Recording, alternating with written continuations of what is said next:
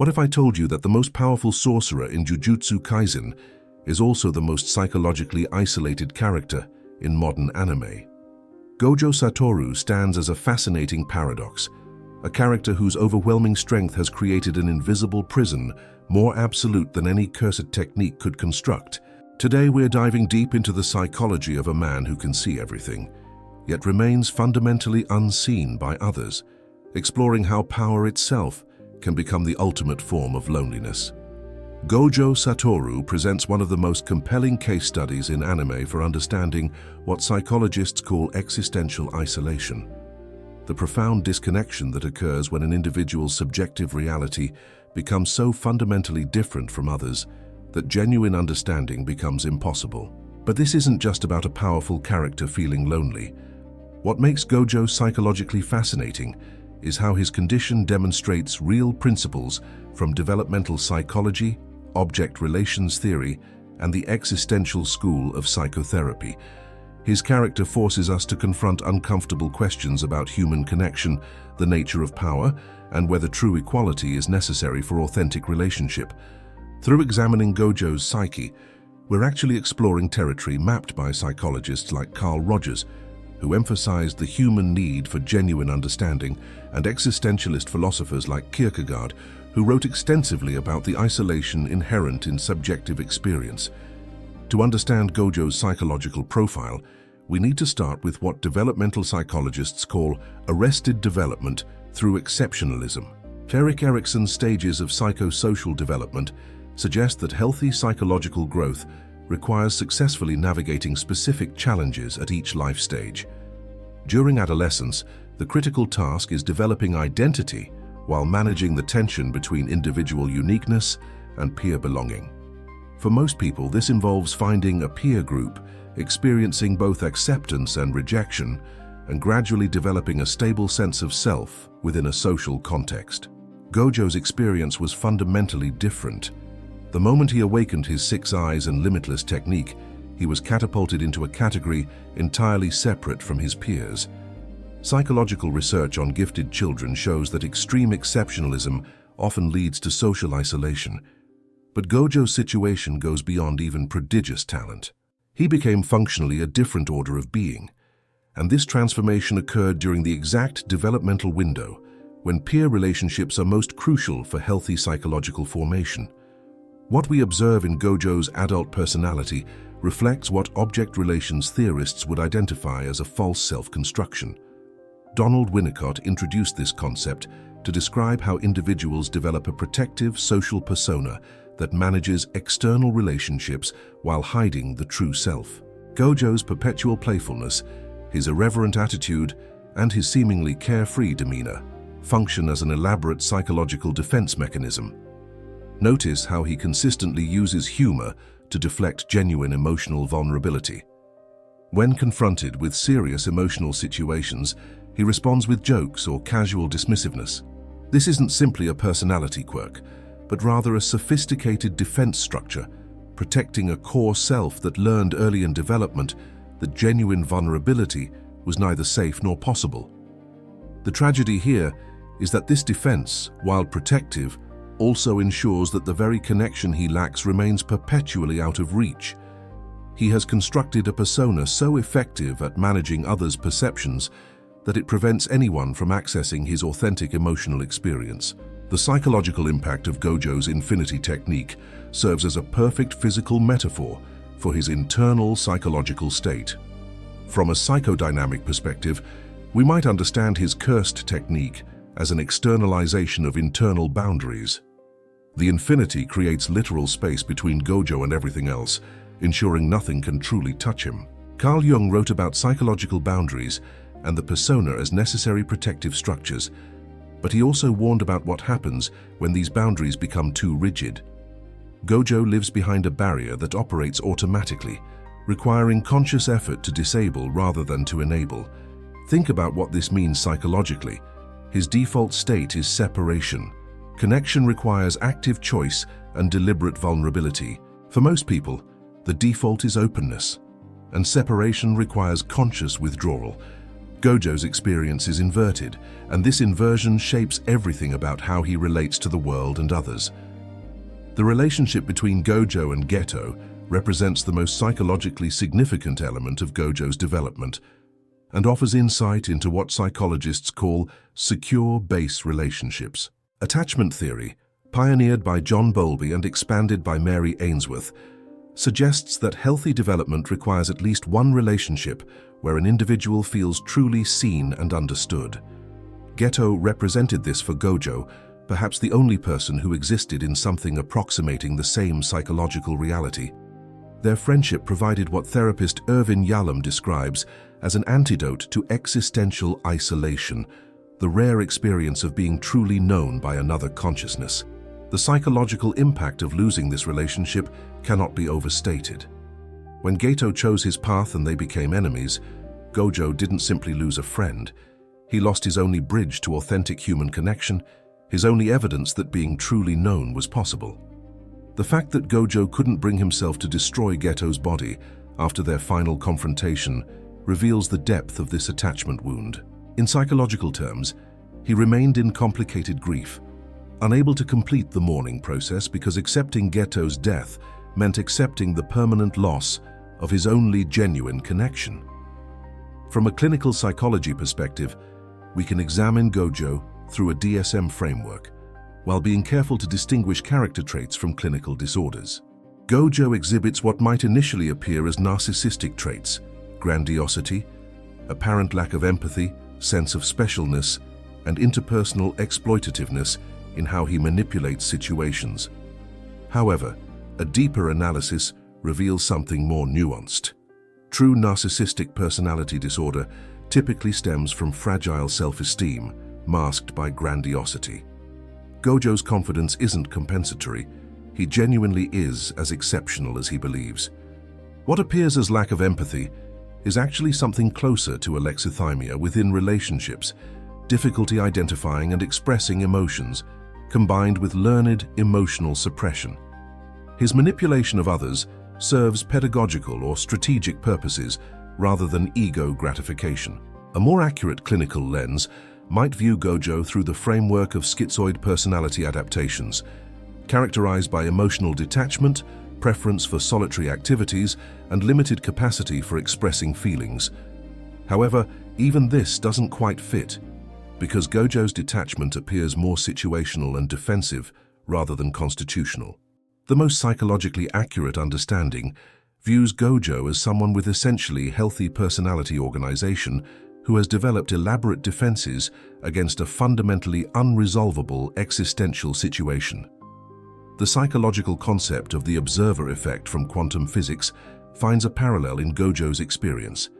His 6 eyes mean he sees everything with perfect clarity, processing information at a level others cannot match.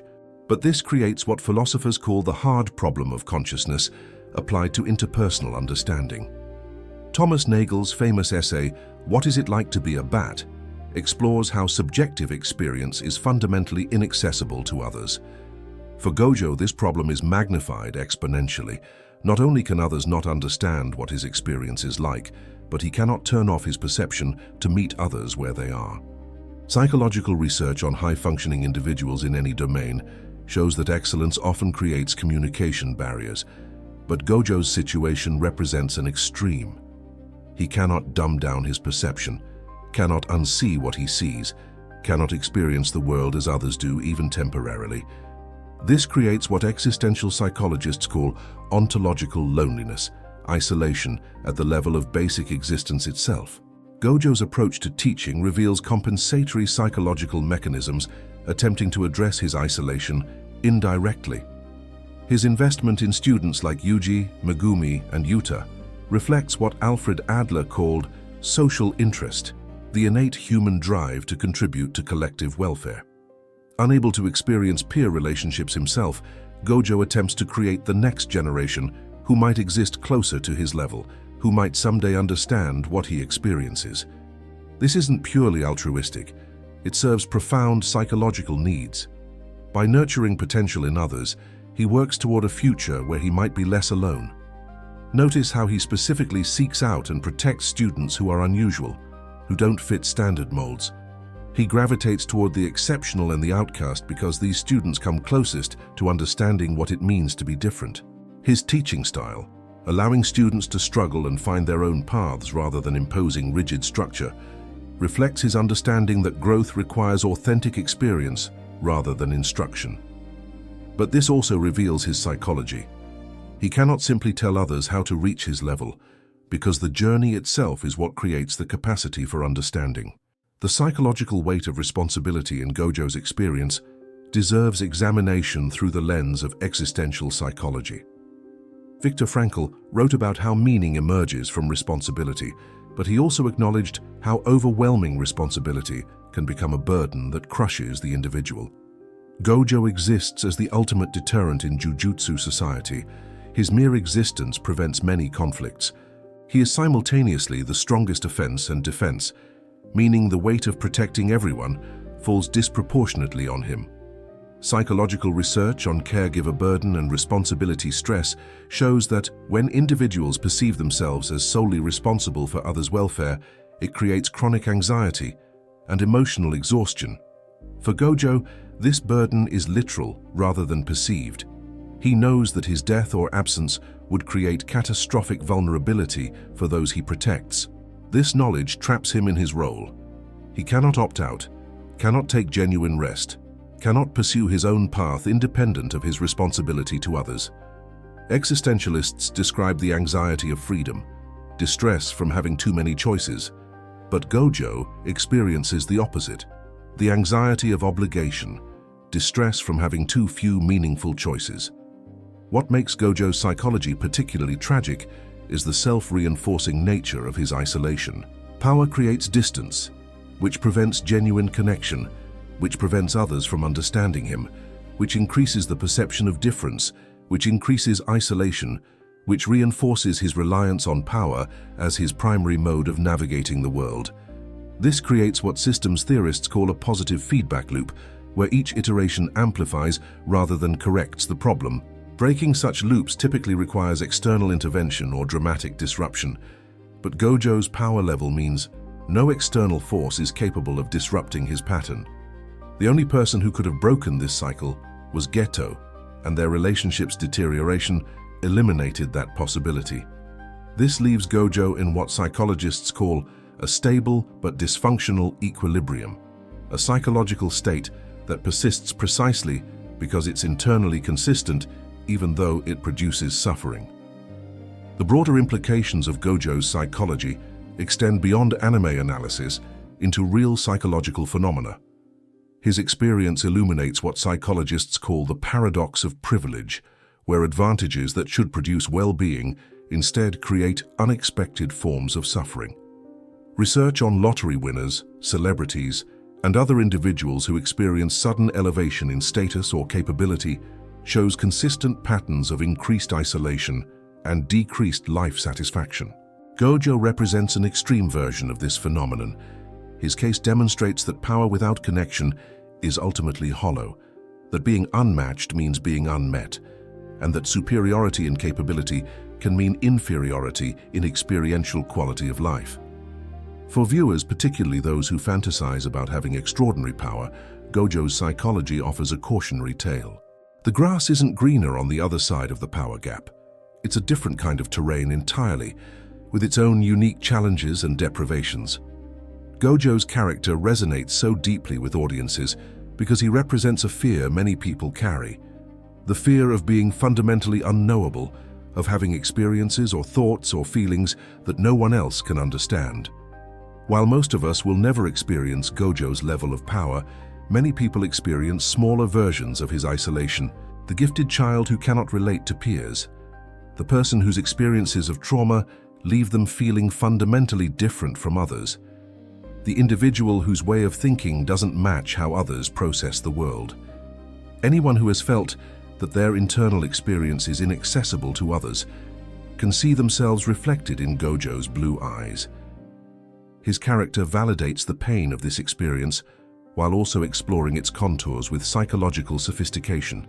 In conclusion, Gojo Satoru's psychology reveals how power and isolation exist in a tragic dance, each feeding the other in ways that create profound loneliness. His character demonstrates that being the strongest doesn't mean being the most fulfilled, that seeing everything doesn't mean being seen, and that protecting everyone can leave you fundamentally unprotected from existential isolation. The true curse isn't his technique, but rather his inability to experience the vulnerability and mutual dependency that makes genuine human connection possible. What makes this analysis matter beyond entertainment is how it illuminates real psychological principles about the human need for understanding, the isolating effects of exceptionalism, and the ways defensive structures meant to protect us can ultimately imprison us. Gojo teaches us that the most profound human need isn't for power but for connection, not for superiority but for equality, not for infinite capability but for finite moments of genuine mutual understanding. His tragedy is that he learned this truth while existing in circumstances that make acting on it impossible. If this exploration of Gojo's psychology resonated with you, consider liking this video and subscribing for more deep psychological analyses of anime characters. Drop a comment sharing your thoughts on Gojo's loneliness or suggesting which character we should psychologically dissect next. Remember, understanding fictional psychology helps us understand real human experience, including our own. Thanks for watching, and I'll see you in the next analysis.